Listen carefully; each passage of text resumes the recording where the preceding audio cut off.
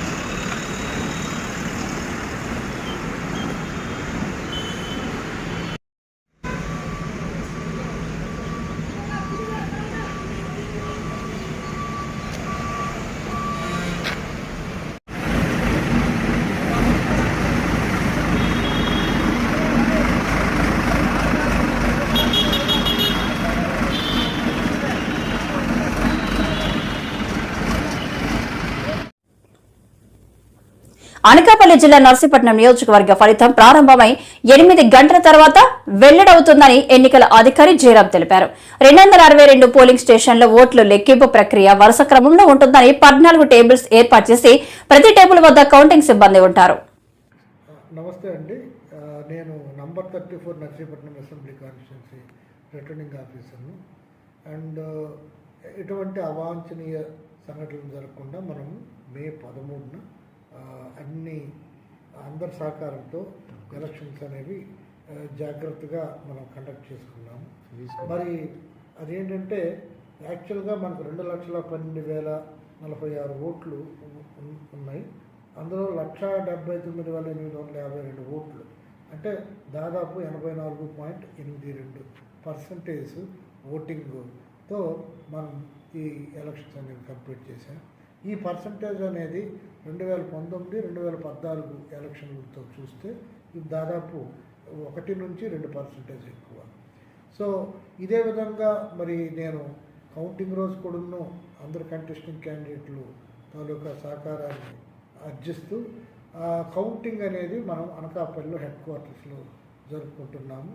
మనకి దాదాపు సపరేట్గా పోలింగ్ కౌంటింగ్ కేంద్రం ఉంది, అసెంబ్లీకి వేరేగా, అండ్ అలాగే హెచ్ఓపి కూడా వేరు ఎదురెదురుగా ఉన్నాయి. 262 పోలింగ్ స్టేషన్లకు గాను మనం ప్రతి కౌంటింగ్ హాల్లో కూడాను 14 టేబుల్స్ ఇచ్చేసాం. ఆ 14 టేబుల్స్ కూడా దాదాపు 17-18 రౌండ్లో పూర్తి చేస్తాము. మీకు అందరికీ తెలిసిన విషయమే, ముందు ఈ ఈటీపీబీఎస్ అంటే electronically transmitted postal ballot service ఓటర్లతో ఉంటుంది. అలాగే home voting and essential service voters voting and facilitation staff తాలూకా ఓటింగు ఆ తాలూకా పోస్టల్ బ్యాలెట్లన్నీ ముందుగా మనం కౌంట్ చేస్తాం, స్టార్ట్ చేస్తాము. అయితే అది దాంతో అక్కడ కాకుండా మనం 30 నిమిషాల తర్వాత మిగతా ఈవీఎం కౌంటింగ్ కూడా స్టార్ట్ చేస్తాము. దాదాపు మనకి ఫస్ట్ రౌండ్ వచ్చేటప్పటికి మనం ఎందుకంటే స్టార్టింగ్ టైంని బేస్ చేసుకుని ఒక హాఫ్ అన్ అవర్లో మనకి అంత కొద్దిగా బిగినింగ్లో కొద్దిగా ఏర్పాట్లన్నీ కొద్దిగా చేస్తాం కాబట్టి ఫస్ట్ ఎన్నికల కమిషన్ తీరుపై అనుమానాలు వ్యక్తమవుతున్నాయి. ఈవీఎంల ధ్వంసం వీడియోలను ఎవరు బయట పెట్టారో చెప్పాలని అన్నారు. వైఎస్ఆర్సీపీ ఎంపీ అభ్యర్థి అనిల్ కుమార్ యాదవ్ ఈ రోజు మీడియాతో మాట్లాడుతూ ఎమ్మెల్యే పిన్నెల్లి ఆయన కుమారుడిపై కూడా దాడులు చేశారు. తుమ్మరకోట, చింతపల్లి, పాల్వాయి గేట్లో విపరీతంగా రిగ్గింగ్ జరుగుతూ ఉంది. ఆ ప్రాంతంలో భయభ్రాంతులు చేస్తున్నారని చెప్తున్నా కూడా ఎమ్మెల్యే గారు కానీ ఎస్పీకి ఫోన్ చేసినా కానీ కనీసం స్పందించాల. ఆ రోజు స్టార్ట్ అయిన రోజు చూసుకున్నా కూడా ముట్టుకూరు గ్రామంలో ఆ రోజు తెలుగుదేశం పార్టీ వాళ్ళు పోయి ఎస్సీలని బీసీలని కొట్టడం కానీ, ఈ రోజు అలాగే తుమ్మరకోట్లో అయితే దాదాపు ఈ రోజు ఈసీని అడుగుతా ఉన్నాం మేము. మీరే అన్నారు 9 దగ్గరలా ఈవీఎంలు పగలగొట్టారని. కేవలం ఒక్క రామకృష్ణారెడ్డి గారిది మాత్రమే ఎందుకు రిలీజ్ అయింది? ఈ రోజు ఎలా రిలీజ్ అయింది? మీరు రిలీజ్ చేశారా లేకపోతే ఎవరైనా రిలీజ్ చేశారా? కనీసం ఈ రోజున ఈసీ దాని మీద ఎందుకు చర్య చేపట్ల? 9 పగలగొడితే కొరవ 8 ఎందుకు రిలీజ్ కాలేదు?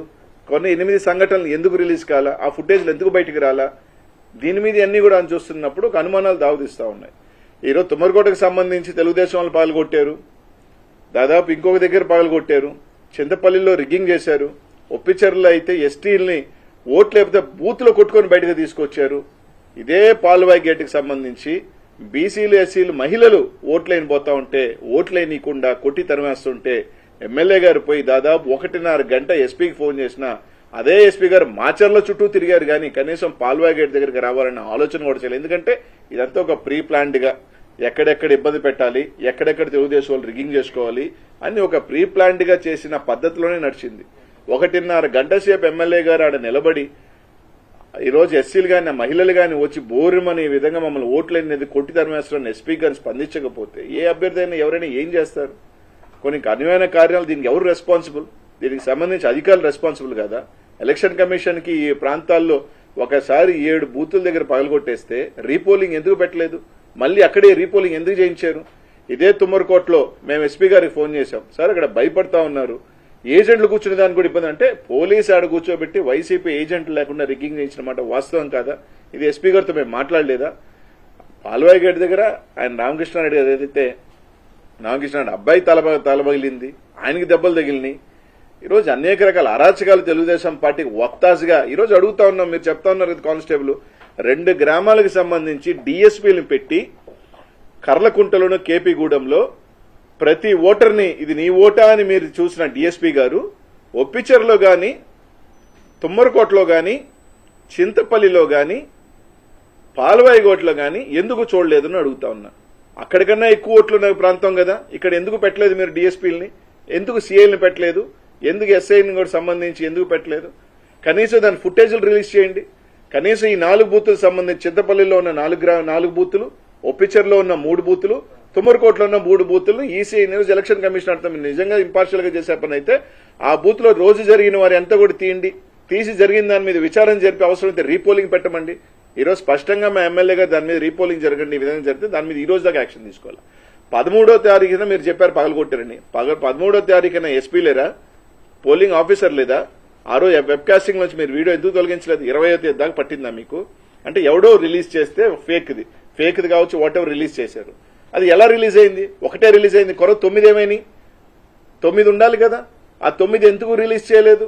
అంటే వైఎస్ఆర్సీపీఏ గొడవలు చేసింది అనేది ఒక బ్లూ ప్రింట్ ఇవ్వాలన్న క్రమంలో తెలుగుదేశం పార్టీని కాపాడుతున్న మాట వాస్తవం కాదా? ఈరోజు ఎలక్షన్ కమిషన్ ఈరోజు దాదాపు అదే కారంపూడిలో ఎన్నికలైపోయిన తర్వాత పోతురాజుగుంటలో బుడగజంగాల మీద, పేదల బుడగజంగాల ఇళ్ల మీద దాడి చేసి విశాఖ గాజువాక పంతులు మేడ ప్రాంతంలో ఉన్న ప్రభుత్వ మద్యం దుకాణంలో షార్ట్ సర్క్యూట్ కారణంగా అగ్ని ప్రమాదం సంభవించింది. స్థానికులు గమనించి అగ్నిమాపక సిబ్బందికి సమాచారం ఇవ్వడంతో పెను ప్రమాదం తప్పింది.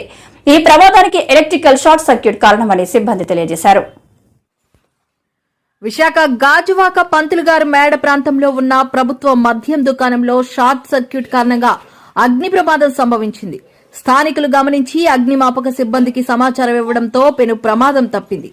ఈ ప్రమాదానికి ఎలక్ట్రికల్ షార్ట్ సర్క్యూటే కారణమని సిబ్బంది తెలియజేశారు.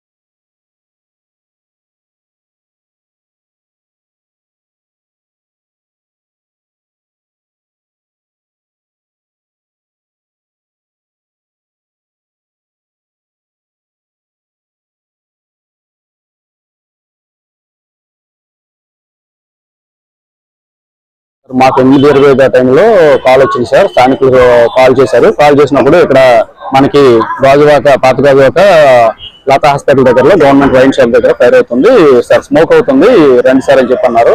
అక్కడ స్థానికులు మనకి ఏంటంటే స్మోక్ వస్తుందని చెప్పన్నారు. ఇక్కడ మేము హుటాహుటిన ఇక్కడికి రావగానే ఇక్కడ ఏమైందంటే పరిస్థితి చూస్తే స్మోక్ ఉంది, షట్టర్ వైపు చూస్తే ఫైర్ అవుతుంది.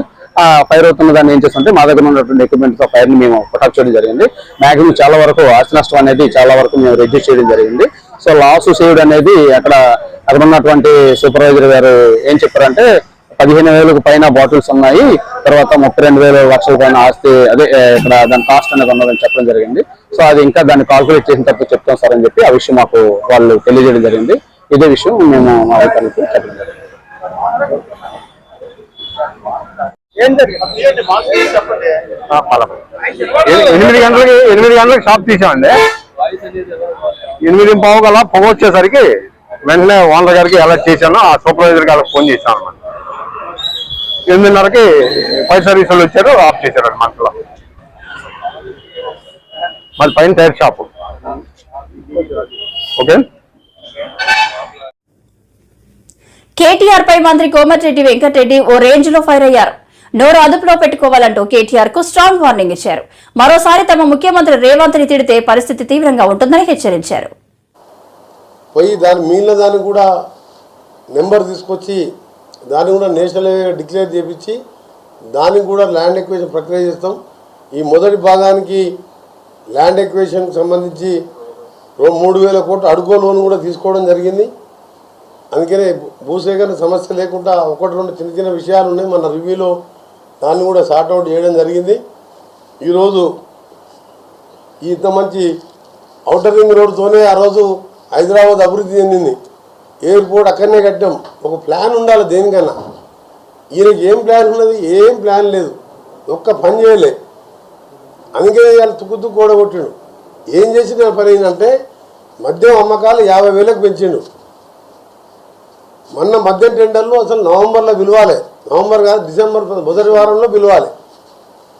కానీ ఔటర్ రింగ్ ఎట్లా అమ్ముకొని మళ్ళీ వస్తావో లేదని చెప్పి కాంట్రాక్టర్లకు ఇచ్చుకొని దోచుకున్న పైసలు వాళ్ళ దగ్గర పర్సెంటేజ్ తీసుకుంటాను, కానీ కూలిపోయే కాళేశ్వరం కట్టి వాళ్ళ దగ్గర తీసుకుందామని చెప్పి అవన్నీ బయటపడుతుంది. నిన్న ఎన్డీఎస్ఏ వాళ్ళు రిపోర్ట్ ఇచ్చారు. ఇది రిపేర్ చేసిన మా దగ్గర అంటే మా క్యాబినెట్ మినిస్టర్లకు మాకు దాని మీద రిపోర్ట్ మీద మా అందరికి కూడా ఒక నోట్ ఇచ్చాను సీఎం గారు. అవన్నీ కూడా మీకు కూడా ఇస్తాం ఉన్నది కదా.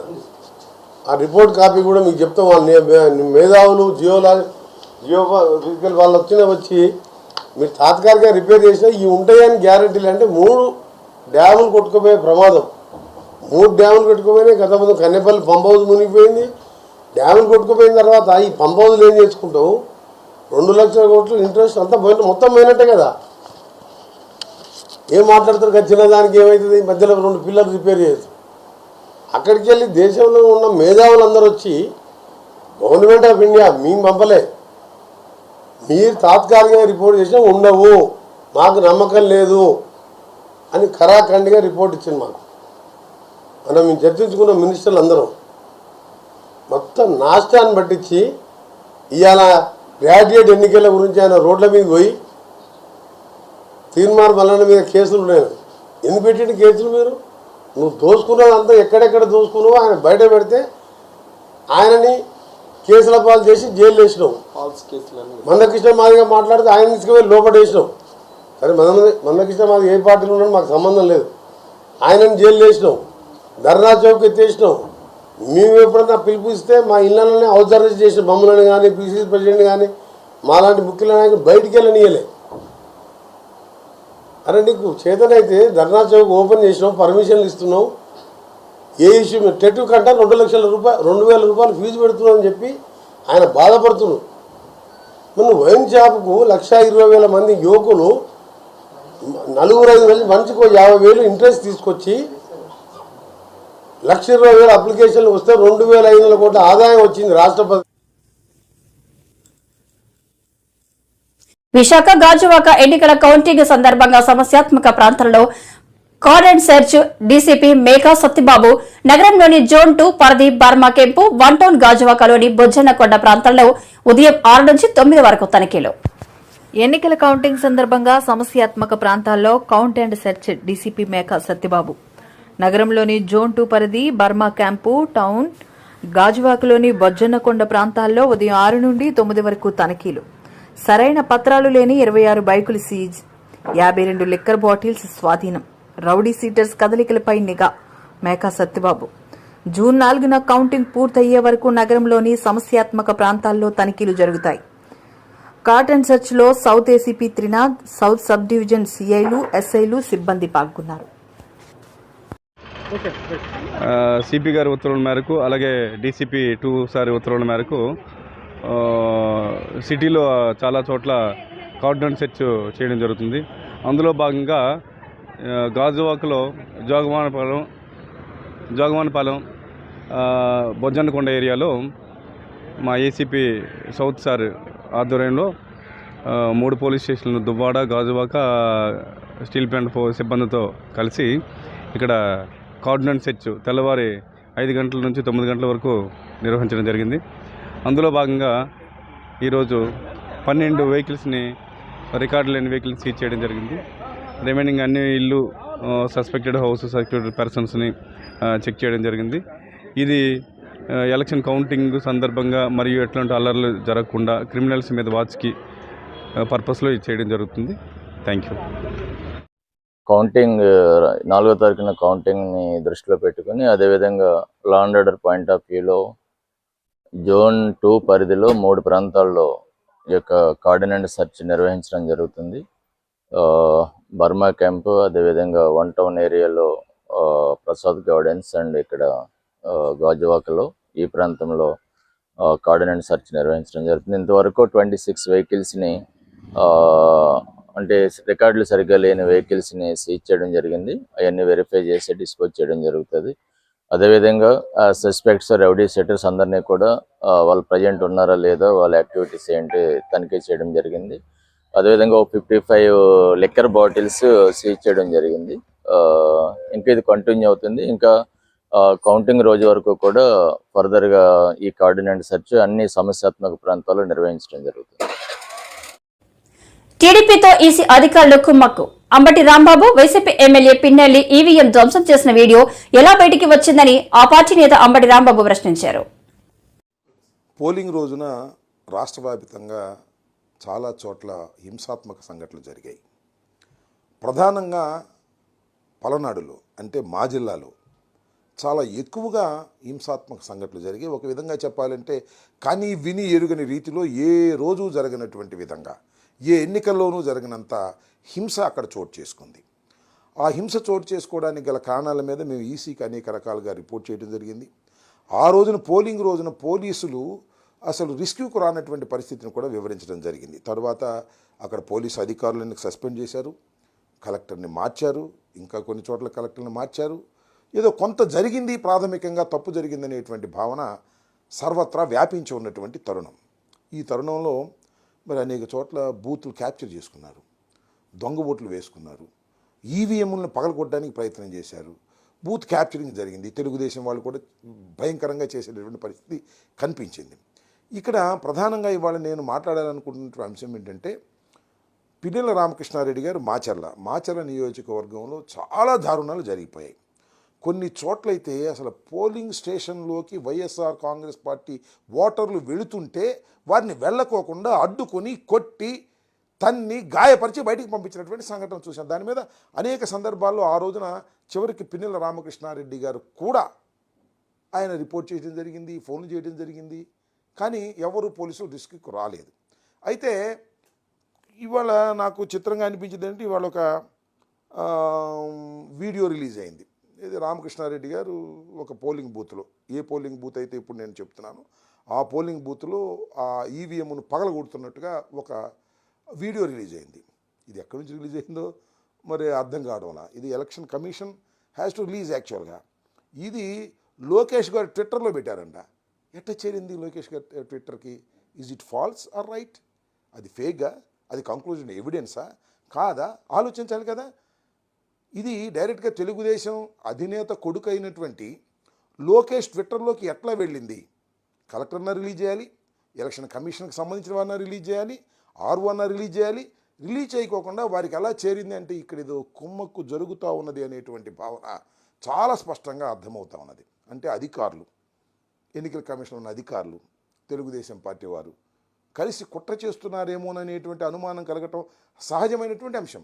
ఒకవేళ అది నిజంగానే జరిగిన సంఘటన అనుకోండి, చట్టం తన పని తాను చేసుకుంటుంది, దానిలో ఏ విధమైన తప్పిదము లేదు. మేము అనేది ఏంటంటే ఇట్స్ ఎ ఫేక్ కూడా కావచ్చు అనేటువంటి అభిప్రాయం.